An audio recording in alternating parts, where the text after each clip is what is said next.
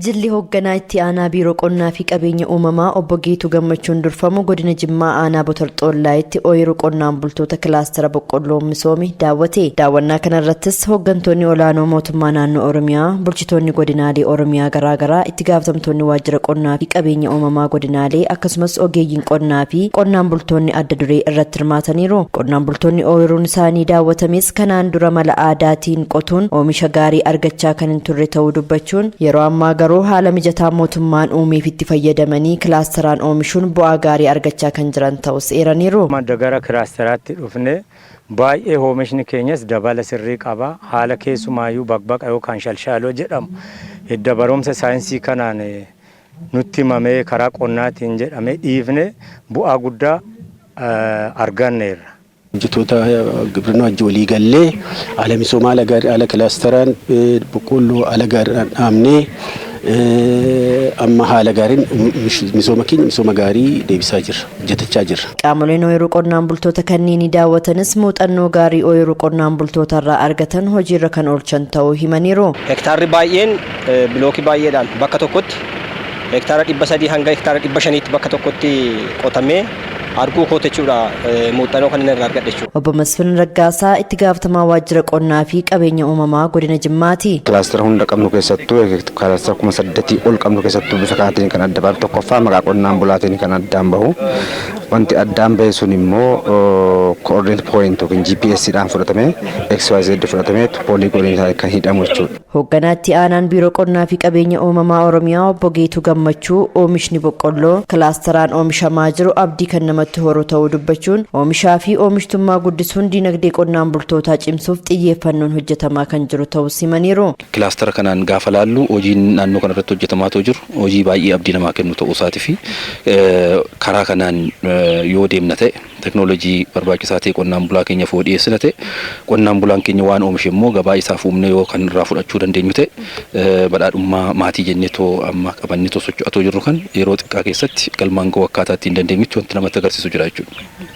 Keessumaa kilaastaroonni boqqolloo haala gaariidhaan milkii gaariirra kan isaan jiranii qamadiinis akkasumatti haala gaariirra jira garbuu biiras illee gaafa fudhatanii tolaaltan haala gaariirra jira. Giddugalli galtee fi tajaajila qonnaa waayyuus bakka qaamoleen kunneen argamanitti eebbisameera. Giddugalichis qonnaan bulaa nugee fayyeeraa kan jedhamuun birrii miiliyoona 3,300 kan ijaarame yommuu ta'u namoota 13f carraa hojiis uumeera. Obbo Nugeen giddugalicha kan ijaarsisan muuxannoo piroojeektii shaggar miidhagsuurraa argataniin akka ta'es dubbataniiru. Damma saraa mootummaa dhaqee do'adhee ji'a tokko keessatti waan hojjetame ji'a 3 keessatti waan hojjetame ilmi namaa hojiidhaa kana maal akka hojjechuu danda'u muummichi ministeeraa yeroo jarras jedhetti akkasitti nu ibsan anillee galee waa tokko hojjechuun qaba jedhee akkasitti kaayyeffadhee naan galu irra buusa kun ta'e jechuudha. Kun immoo akka sanatti akka tilmaamamu jedhee manni kana fakkaatu jechuudha. Ji'a 3 namoonni aanaa ragaa ba'u ji'a 3 keessatti kan inni hojjetamee ba'e jechuudha. Giddugalichi yeroo gabaabaa keessatti xumuramuunsaa kan jajjabeessamuu fi muuxannoo gaarii ta'uusaa kanneen muuxannoo qooddatanis dubbataniiru. Yeroo gabaabaa keessatti akkaataa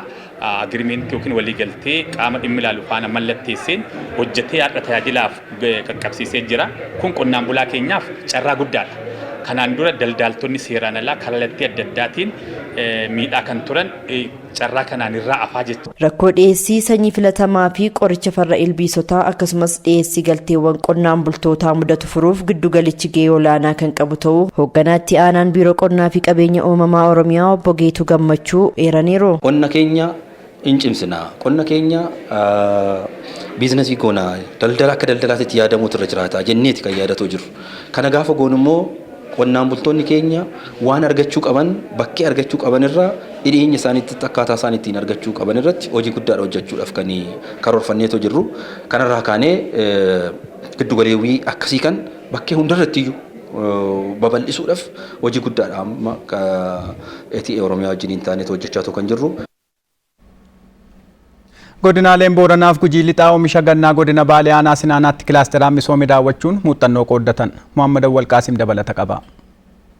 Qonnaan bultoota horsee bultoonni godina Booranaa fi Gujii lixaa oomisha gannaa aanaa Sinaanaatti kilaastaraan faca'ee daawwatan. Sirna daawwannaa kanarratti qonnaan bultoonni aanaa Sinaanaa oomisha gannaa teeknooloojii qonnaatti fayyadamuudhaan kilaastaraan facaasuu isaaniitti humnaa fi baasiillee akka qusatee fi barana oomisha gaarii abdachuu isaanii daawwattootatti himan. Paakeejii guutuu jechuun ka facaafne sarara konkolaataatiin amma teeknooloojii muuxannoo eegasanii gartee ogeessi nuu kennuudhaan galgala ganama nu gorsuutiin hektaara irraa gartee kontaala 50-60 argataatiin jira. Kilaastaraan eega gurmooyinee akkanatti hojjetu qabneerra garaagarummaan kana jedhamee himama. Godinaalee Booranaa fi Gujii lixaarraa qonnaan bultoonni fi hooggantoonni hojii kilaastaraa gandoota aanaa Sinaanaa Kabiira Xeemoo Suleemaanaa fi Shaalloo akkasumas teeknooloojiiwwan jiddugala qorannoo qonna Sinaanaatti wirtuu leenjii qonnaan bultoota ganni Shaalloo keessatti hojjetaman irratti argamuudhaan daawwata. Qamadii facaasuuf kakaroorfan ka'umsi waan nu ta'uu danda'u qabatamaan asitti argine jirra. Akkamitti kunuunfamuu akka qabu sararaan akkamitti akka fayyadamuu danda'an paakeejii guutuu akkamitti fayyadamnee qamadiin kun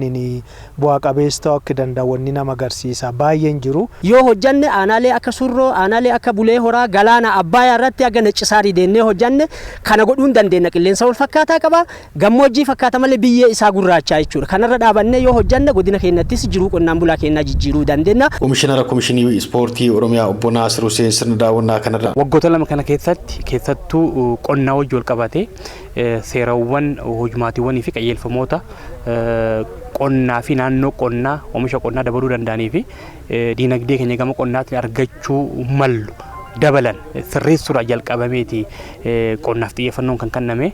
Kanaan alatti teeknooloojiiwwan dhiyeessii qonna keenya ammayyeessuu danda'an kanaan dura karaa itti argachuu hin dandeenye bara kana mootummaan naannoo Oromiyaa keessattuu keessa kutee uummanni keenya maallaqa xinnaa qusatee karaa baankiitiin walitti hidhamee teeknooloojii garaagaraa akka argatu gochuudhaan hojii bal'aadha kan hojjetame. Hojii qonnaan bultoonni qonna ammayyeessuu godina Baalee keessatti oomishaa jiranis godinaalee Booranaa fi Gujii lixaatiin daawwatamuudhaan muuxannoo akka qooddatanis godhame jedhan bulchaan godina Baalee obbo Abdulhakiim Aliyyii godinni Baalee carraawwan qabdutti fayyadamuudhaan oomishaa fi oomishtummaa dabaluun jiruu fi jireenya qonnaan bulaa jijjiiruu fi xiyyeeffannaan hojjetamaa jiraachuus dubbatan. Qamadii biyya alaatti galchinu hambisuudhaaf sanyii fooyya'aadhaan kilaastaraan seektara qonnaa fi seektaroota deeggarsa taasisan hunda wajjin qindoominaan kan hojjetame guyyaa har'aa bu'aa ifaajee qonnaan bulaa keenyas akka laaltanii fi yoo hojjetame raajii kamuu uumuun akka danda'amu. Itti gaafatamaa waajjira qonnaa fi qabeenya uumamaa godina Baalee obbo Aliyyii Muhammad gama isaaniitiin. Egaa haala qabatama godina keenyatiin hojiin qonnaa ogummaadhaan beekumsa yoo deeggarameen ala bu'aa qabatamaa fiduu hin danda'amu waan ta'eef kanarraa kaanee nutis qorannoon qonnaa intarpiraayiziin sanyii filatamaa yuunivarsiitii madda walaabuu wajjin ta'uudhaan Baalee yoo karaa kamiin hojjenne qonna Baalee tiraansfoor gochuu dandeenya karaa jedhuun hojii qabatamaa ta'e gagalleen booda isa san qochuu qofa osoo hin taane maashinariidhaan fayyadamuun jijjiiramaaf qopheessuun baay'ee barbaachisaadha. Qonnaan bultoonni teeknooloojiitti akka fayyadaman xiyyeeffannaa gochuudhaan tiraaktaroota 8 fi kombaayineroota 20 qonnaan bultoota qusataniif kan kenname ta'uu eeranii kan hafes gara biyya keessaatti akka galaa jiru himan.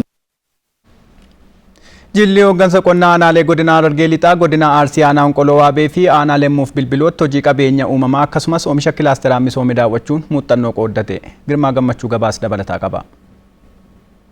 Gaafatamtoota waajjiraalee qonnaa aanaalee Harargee lixaa qonnaan bultoonnii fi hojjettoonni misoomaa adda dureen godinichaa qonna kilaasteraan aanaa Lemmuuf Bilbilootti misoomaa jiruu fi biqiltuu leemmanii aanaa Onqoloo Waabeetti kunuunfamaa jiru daawwachuun muuxannoo qooddatan. Wanni amma akka muuxannoo fudhannu babal'ina muka leemmanii kana gabayaa jalqabatee muka mi'aadhaa fi muka babal'achuu qabu akka muuxannootti inni irraa fudhannu asirratti nuti ilaalle keessa muka leemmanii kun akkatti dhaabbatee bal'inaan dhaabbachuun isaa waan nu birattis babal'atu qabu jennee kan fudhanne. Godina Arsii kanarratti qophii midhaan biilaa akkaataa kilaasteraan qonnaan bulaan keenya qindoomee bifa wal fakkaatuun oorruu nama hundarratti wal fakkaataa bifa wal fakkaataadha yeroo wal fakkaataa itti oomishan ilaallee nuti illee karaa kana muuxannoo amma asirraa midhaan biilaa kanarraa fudhan gadiin deebinee jallisitti fayyadamnee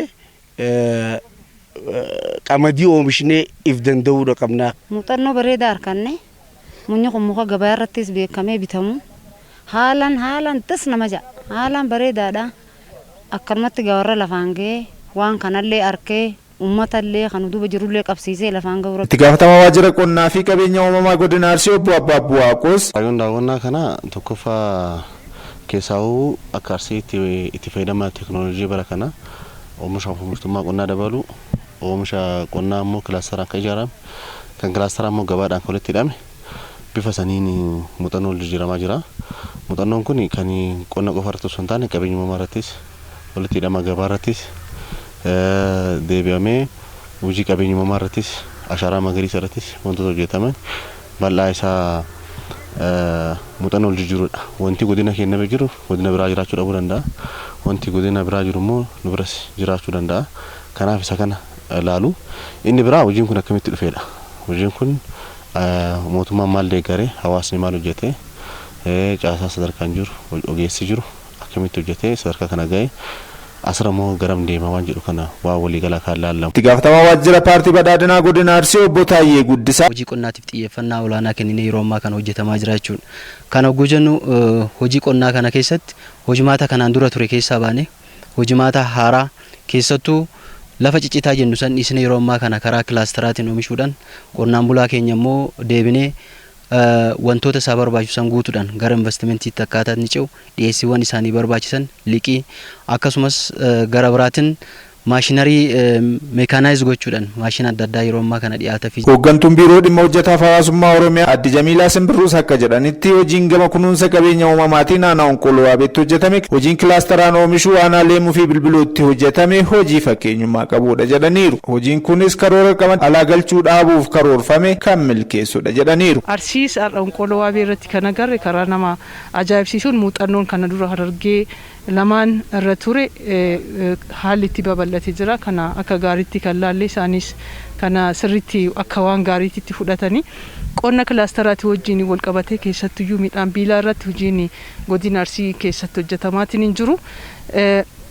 Keessattuu qamadii alaa galchuu ni dhaabna jenneetiin tarkaanfii mootummaan fudhate sana karaa ittiin dhugoomsuu akka dandeenyu waan guddaa arguu dandeenye jira.